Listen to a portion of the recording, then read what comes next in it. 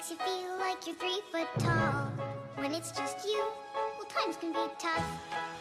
When there's no one there to catch or fall. 3 foot tall. Like you're 3 foot tall. 3 foot tall. What's up, guys? And today we're going to talk about the shotguns. If you notice in this video, there's going to be times when I have my stream overlay in here, and that's because I've recorded this video twice now. The OBS recording software gave me some motion blur and poor video quality, so I switched over to my capture card software, and hopefully this gives us a little bit better video quality. And I'm not sure why the OBS recording is giving me motion blur. If you have any suggestions on how to fix that, I would love to record in one software and not have to do this. So from now on, I'll be recording in this Elgato software because Bandicam and Fraps are also giving me the motion blur, and I'm not sure why. But anyways, we're going to get into this and we're going to talk about the shotgun. Alright guys, so as far as the shotgun goes, the first thing we want to talk about is the iron sights. It gives you a decent sight picture. I'm not a big fan of it. However, it does block less screen real estate than the other scopes.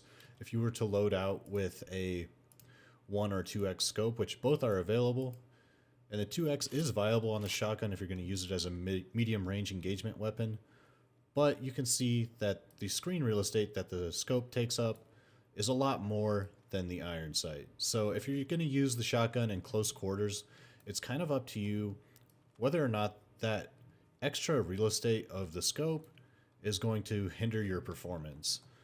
As far as the engagement range of the shotgun goes, that's going to be dependent on the attachments that we take, and more so than the attachments, just the type of ammo that we take with it.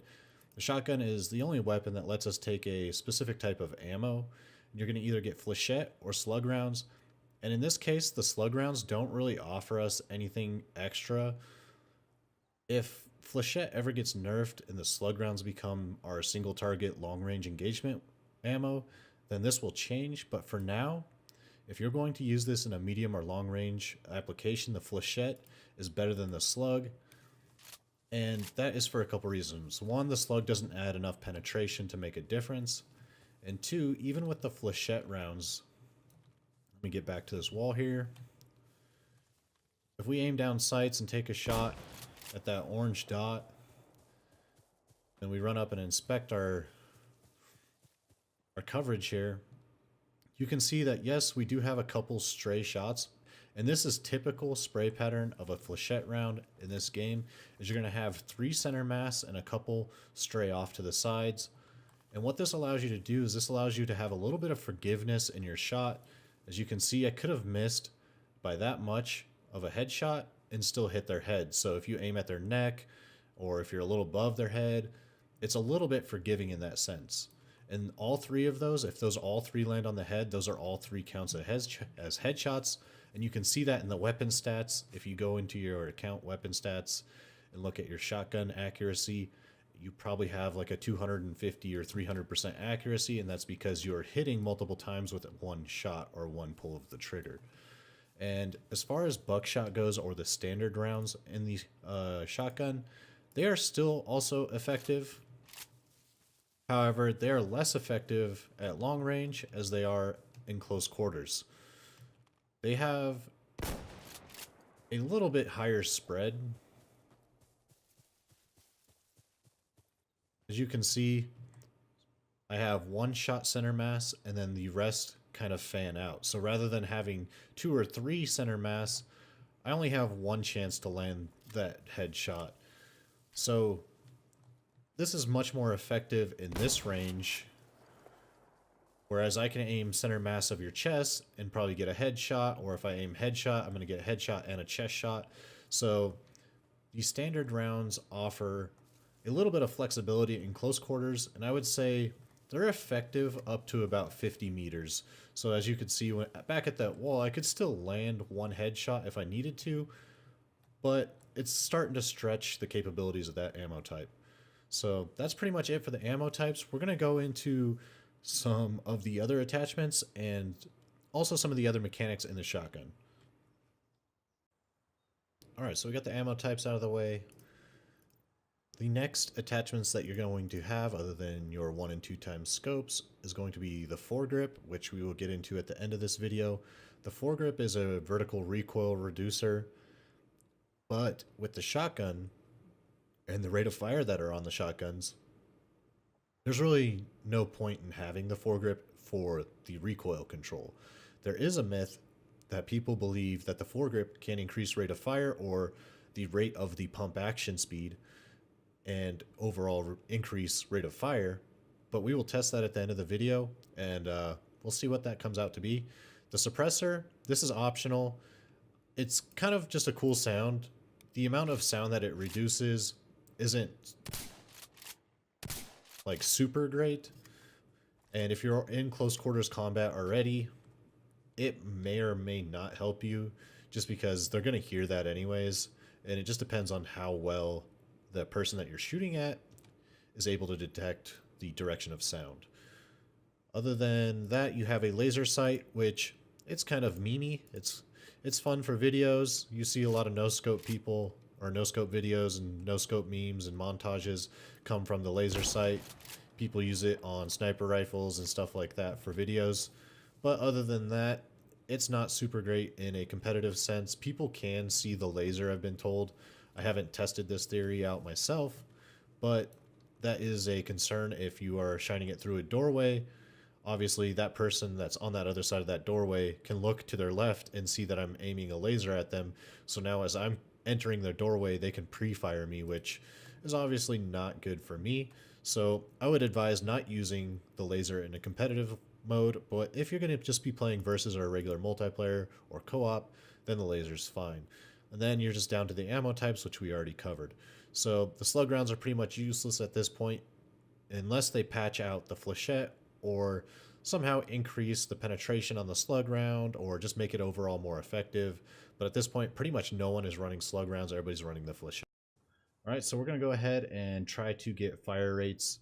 And I'm going to try to do this as accurately as possible without interrupting the fire rate. So I'm going to go ahead and load out a shotgun without a foregrip and without a sight.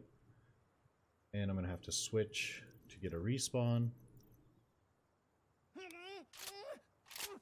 Alright, so we're just going to go ahead and shoot this gun as fast as we can without any attachments. And hopefully the rubber banding in the server does not affect the fire rate. It potentially can, but we shall see.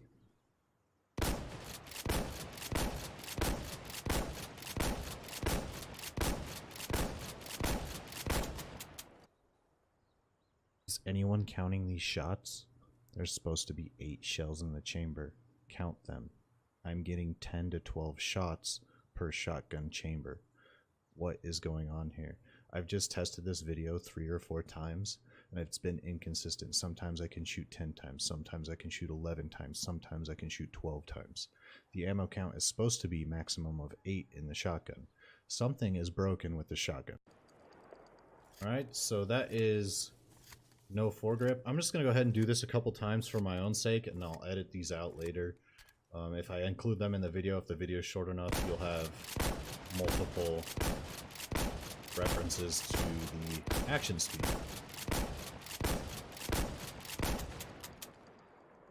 Alright, so now we're going to go ahead and add a foregrip into here. We got a respawn, and I'm just going to grab a couple extra shells.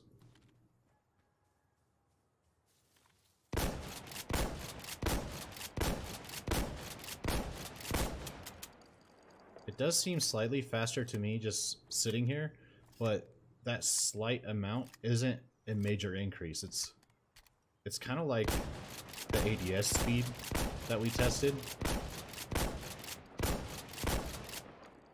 That one did seem a little bit faster. Up until the end, it seemed like I was interrupting it a little bit, so I'm going to try one more time. This is what I'm talking about, is you get inconsistent fire rates because, one, it could be server performance, it could be FPS issues, it could be just simply the fact that you're clicking too fast and interrupting the bolt, or you're clicking too slow and interrupting the bolt. There's a lot of things going on with this mechanic, the way these guns shoot, that can affect the fire rate.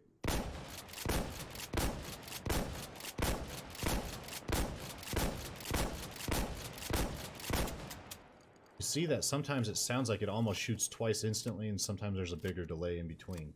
We're going to go ahead and edit out edit in the timers, and then we'll get an exact comparison of what's going on with the differences between foregrip and no foregrip. Alright guys, so after a lot of testing and talking to people, we couldn't really figure out why I was getting extra shots in the shotgun.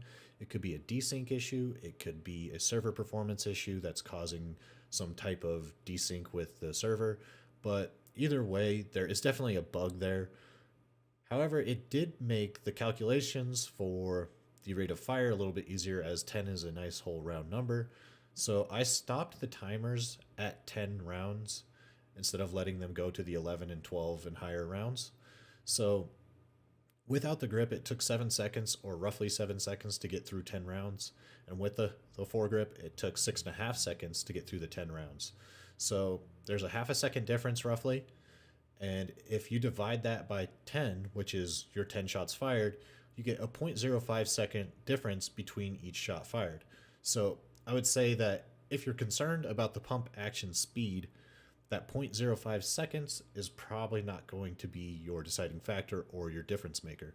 So I don't think that there is enough evidence here for me to say that the foregrip is giving you a faster pump speed. That 0.05 seconds could be human error. It could be my mouse clicking just a slightly slower or slightly faster on one of them. It could be my editing just slightly off on the timer a little bit. There's a lot of variables. So I'm going to go ahead and say that there's not enough difference here for me to say that the foregrip is adding any type of action speed difference with the foregrip.